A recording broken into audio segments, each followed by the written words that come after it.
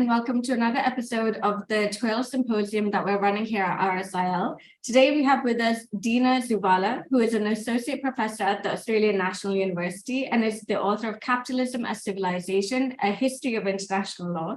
She has also been a founding member of the editorial collective of the Third World Approaches to International Law Review. Thank you so much for joining us today. Thank you for your invitation, and thanks for putting together such an exciting symposium. Yeah, we're so excited to have you here to talk to us about the Unwilling and Unable doctrine, which is a very, very controversial doctrine in international law. So could you briefly, for the benefit of our viewers, explain what the doctrine is and how it, in your view, reintroduces a hierarchy of states? Absolutely. So the unwilling or unable doctrine that we are talking about here has to do with the international law of the use of force, right? Jus ad bellum in Latin. Until, definitely the Nicaragua case, but also I would say many states in international law seem to think that for a state to use defensive force in a territory of another state against the armed attacks of non-state actors, let's say terrorists, very, very simplistically, there has to be some nexus between the territorial state and the non-state actor. The ICJ in Nicaragua and since has said, for example, that the territorial state has to have effective control, which is notoriously a very, very difficult standard to clear. Other states like Germany, for example, have said that the territorial state needs to have lost control over a part of its territory, and the non-state actor needs to basically be a quasi-state or a quasi-government there. Some states have said overall control. Some states have said harboring. So there is all these different potential answers to this question. And that's what the unwilling or unable doctrine is. It's a potential answer to this question.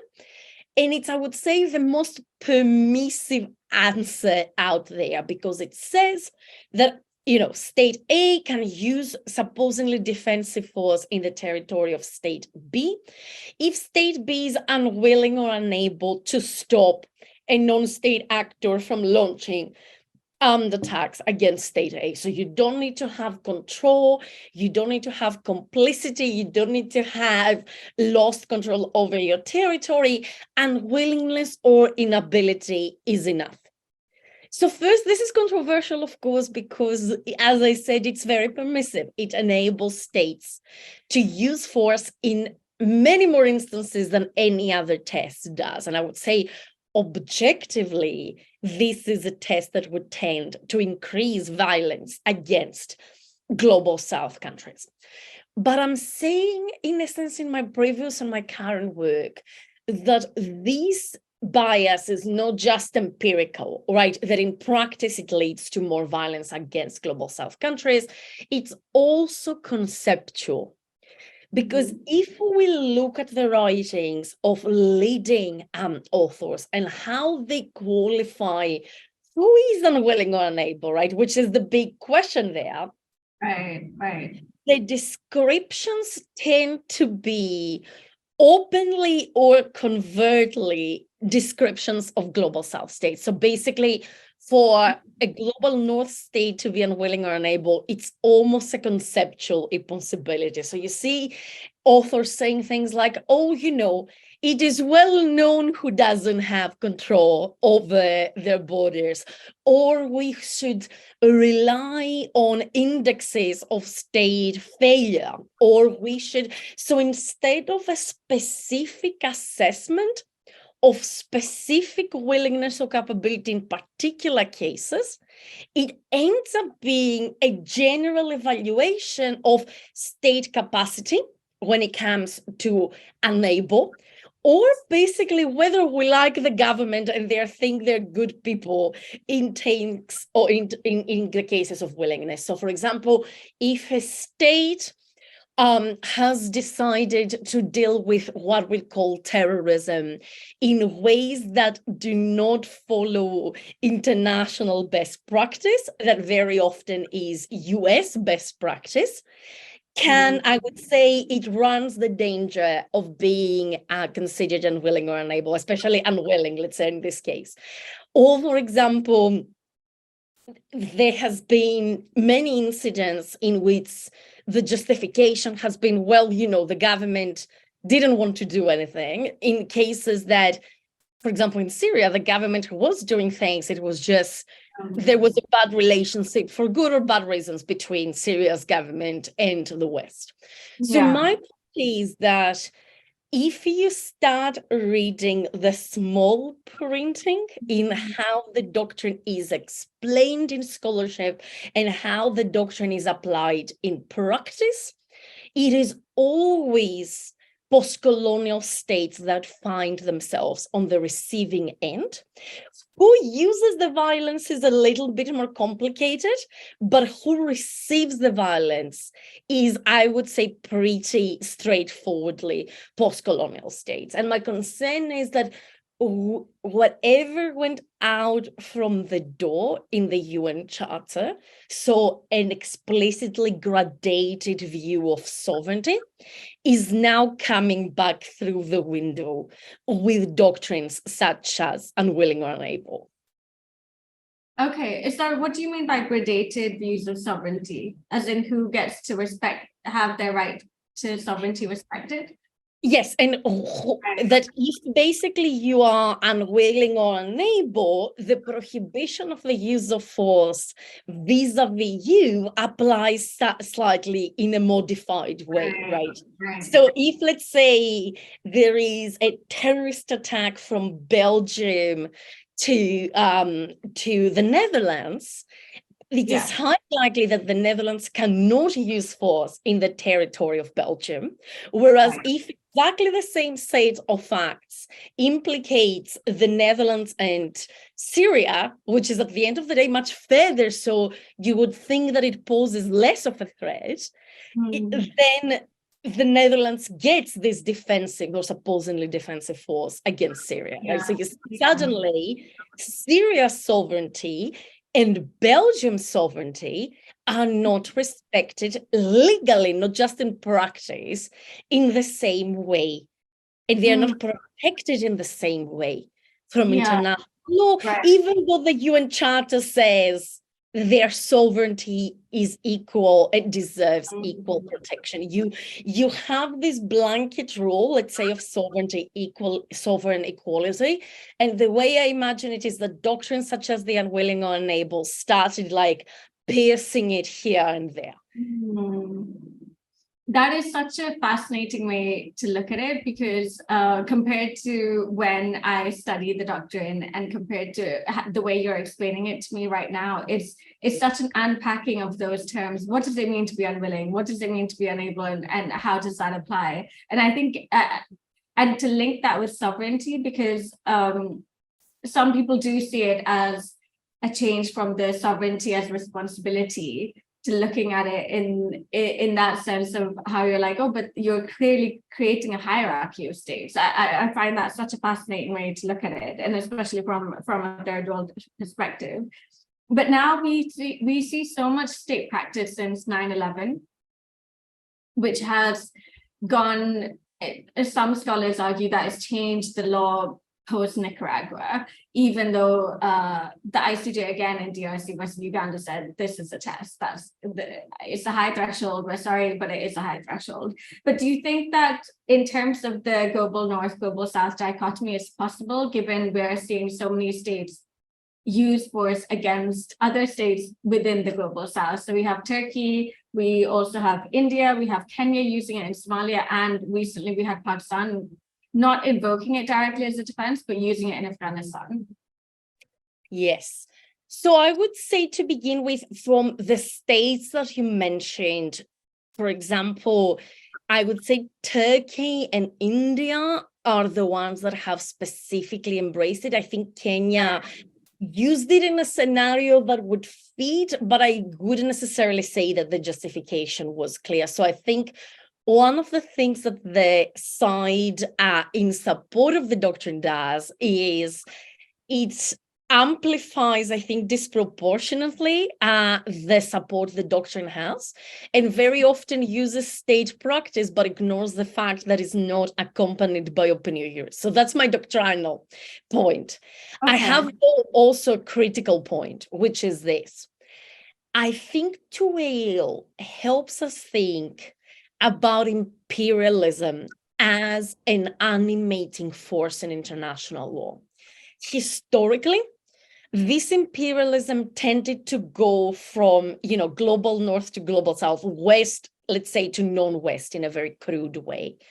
But I think Tzouvala has the conceptual richness to also help us to think about South-South imperialism. South-South imperialism is not a conceptual impossibility, and is definitely not an empirical impossibility, right? Because I think in all the cases that you mentioned, there are relationships of power and power asymmetry. So Turkey asserts it against Iraq when it comes to the Kurdish liberation movement, for example. That's a story that, some would say goes all the way back to an imperial structure, which is the Ottoman Empire and its disintegration in Asia. So I think even though Tzouvala hasn't not necessarily done much work explicitly on South-South imperialism, I think its main sensibility is to say international law has only exceptionally been about regulating relationships between sovereigns. It has been a way of managing imperial expansion and imperial exploitation and imperial conquests. And I think we can think of many of the examples that he used as having both historical imperial relations, but I would say contemporary power asymmetries and expansionisms and imperial relationships as well, right? So in that respect, I think you're right that I think only framing it as a West versus non-West is not correct. It misses, as you said, the nuances, but framing it as an issue of imperialism, it doesn't. And I think also, as I said, it doesn't take away the fact that the states subjected to the doctrine are invariably post-colonial states, right? Because it's not as Turkey uses this argument again to bomb the US or to bomb the UK or to bomb Australia, where I am. It's against another post-colonial state that is usually weaker even than the other post-colonial states. So, but I agree with you that we need to start thinking in general in Tzouvala and in international law about non-Western imperialisms and how non-Western imperialisms engage with international law in ways that resemble Western imperialisms, but also in ways that sometimes are distinct. So I think in that point, in that regard, you're really on the money. Yeah, and I think it's interesting as well when we love in the East to talk about the decline of the West and the rise of the East, the rise of these powers like China and India. And I do think that they will change the nature of international law, but it is very sad to see them take on these Western doctrines that they have themselves been victim of to use that against less powerful states in and of themselves. My next question is just generally about the doctrine, and then we can go back to the global South, which is so I also teach war law, and I teach the Unable and Unwilling doctrine, and I teach it as a very I teach it in a very, this is a very contested doctrine that's being used against Pakistan. We should be very wary. It's not accepted international law. And often students are just like, but what else are you meant to do against non-state actors? And so what do we see, especially with the rise of non-state actors as such powerful forces in the world today, and especially the fact that they have taken on that prerogative that originally was just the remit of states, which is to wage war.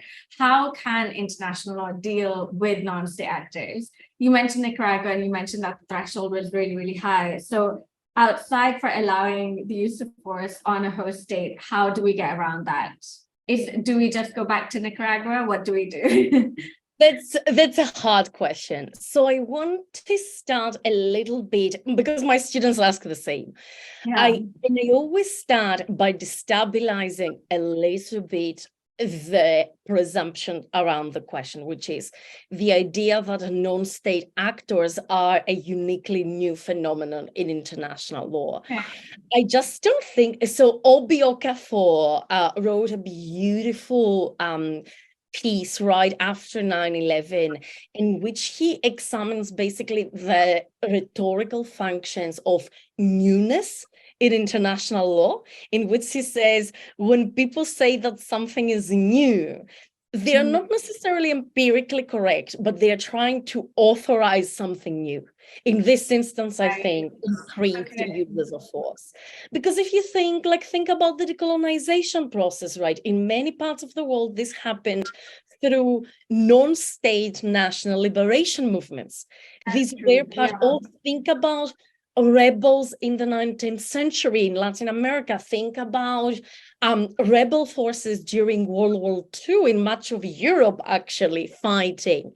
So I am not fully sure that non-state actors appeared in international law and international relationships on 9/11, 2001. I think they have always existed, but I think what was different was that states were reacting in a much less belligerent manner and in a manner that was less committed to start a forever war across the globe, right? So that's the one thing. The second concern comes from a great point that Professor Christine Gray, who used to be in Cambridge, has made, which is to use force in international law lawfully, you need to show in self-defense, you need necessity and proportionality.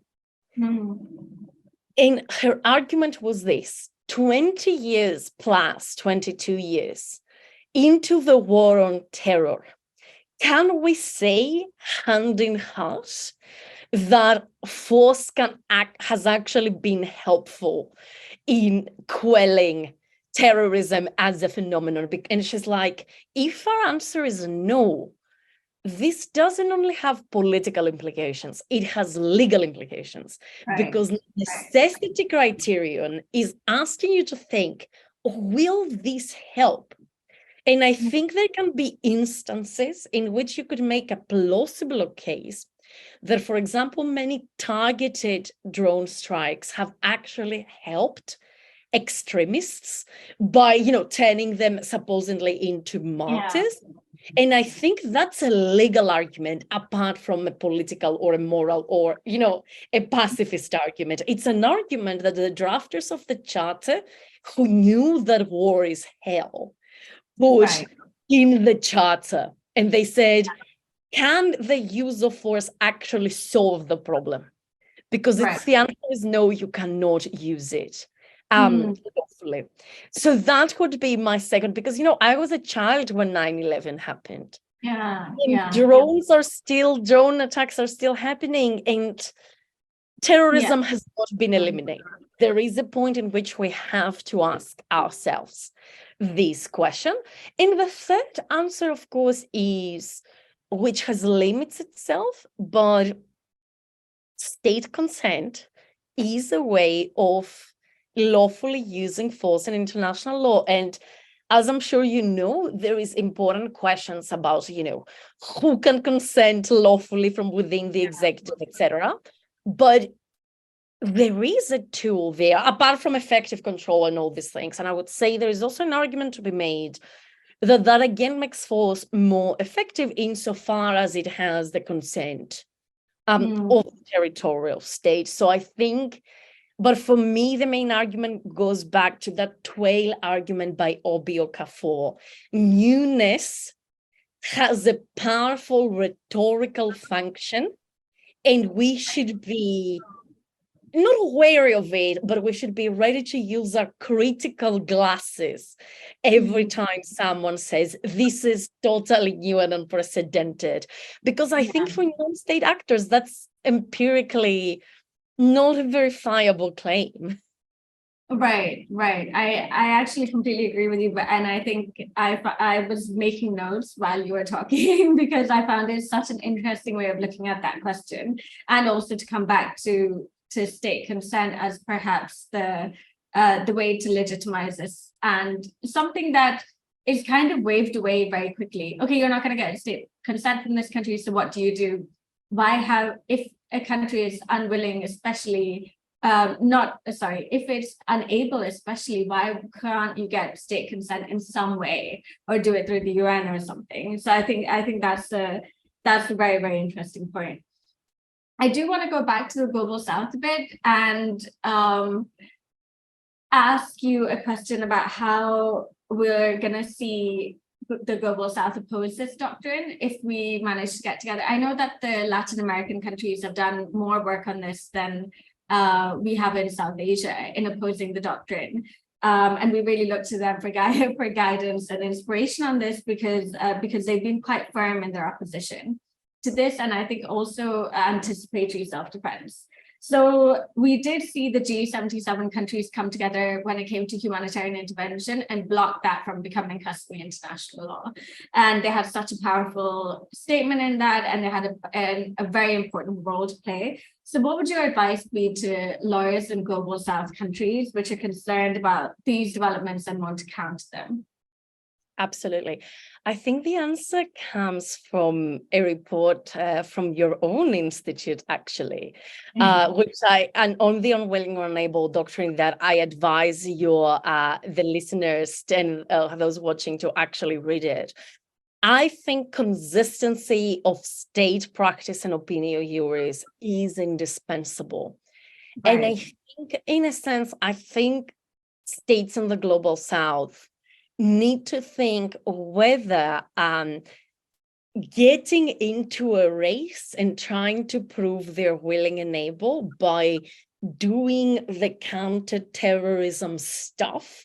So, increasing budgets for defense, increasing budgets for police, militarizing police, is the best way they could be spending their limited resources, right? And including in order to combat extremism and violence, right? My view would be that in a scarce resource context, these resources can go much better towards the welfare of their citizens, rather towards defense equipment that benefits only a tiny, tiny, tiny part, both of domestic elites and international elites. So that is one. Don't play, in my sense, I would say, don't try to play the game and prove that you're willing and able, whereas the neighbor is not. I feel for the global south, in the long run, this will always be a losing game. Try to play with the imperial rules. I would say, as you said in your report, consistency of state practice and opinio juris, and an understanding that short-term regional interest should not trump long-term big picture. And I think the long-term big picture interests of global South states, and I would say especially of global South citizens, are with limiting force that comes especially without the consent of the territorial state. So yes, my thing would be, don't get in the arms race in order to prove willingness and ability. And second would be, think long-term and strategically, don't think short-term and regionally. And I think the long-term strategic view is global South states have more to win rather than lose by opposing the doctrine, even if it inconveniences perhaps in inter-border disputes with neighbors. Yeah. So my last question is kind of about something you've alluded to, which is the defense contractors getting rich off this. And it was in your latest paper that you shared, and we're going to put the links to your papers as well in the description. But just the notion that this doctrine is in favor of capitalist accumulation, and I just love the line that you had at the end of the paper, which talked about the project of privatize and financialize counterterrorism primarily unfolds as a story of governmentality, correction through gratification, and self-discipline in Geneva or New York. The unwilling or unable doctrine is here to remind us that in the South, it remains a matter of life and death. And I remember reading that and being like, I have to write this down somewhere because I thought it was such an interesting way to look at this doctrine, the war on terror, and look at the defense contractors who get rich off this and who are really there to push their own interests. And I think this insidious world of the military industrial complex is one that very few international lawyers touch beyond those on the left. Why do you think that is? And yeah, I just wanted to talk a little bit about this capitalist accumulation that you talk about. Thanks, and I'm really glad that spoke to you, especially as you're a lawyer from the Global South. So to me, there is a very important ideological function that law plays, and international law plays, which is it directs us to see states and relationships between states, or perhaps, let's say in human rights law, individuals, but it takes attention away from groups of people, let's say economic classes that exist beyond the states, or transnational classes or national classes domestically, who have their own interests that don't fully coincide with the interests of other classes or with the interests of the state.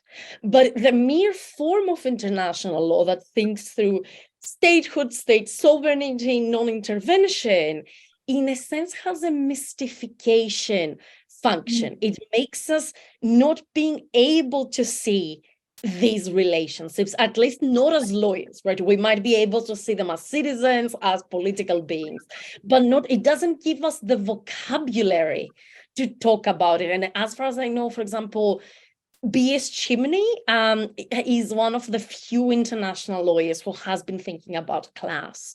So for me, yes, it is very important, especially as the rise of geopolitical tension leads to bloating of military budgets once again.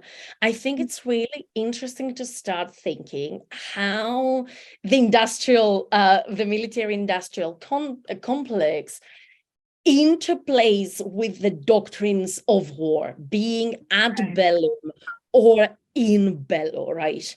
Because you can see also in bello the rise of discussions that say you have to have particular technologies in order, because technologies are better for distinction and proportionality.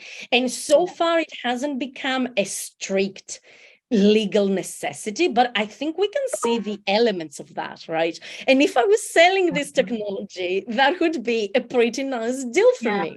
And I'm not necessarily saying that there is some sort of like conspiracy or cabal of people who are doing this intentionally.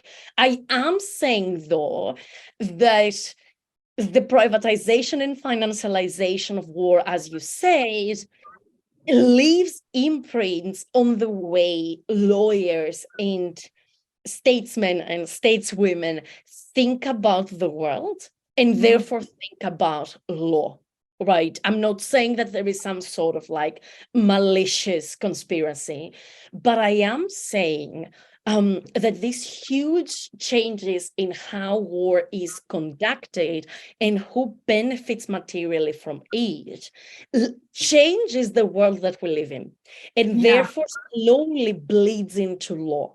And we can see it, as we're saying, you're willing and able if you spend a lot of money in armaments. And I would say gradually we do see it also in bello. This technology is great for distinction. And therefore you will almost have, let's say, a presumption of compliance if you use it. Whereas if you are an actor, including a non-state actor who does low-tech warfare, you are seen almost in a presumption that you are not in compliance, right? And I think there is a political economy, and it's a political economy that benefits disproportionately the United States.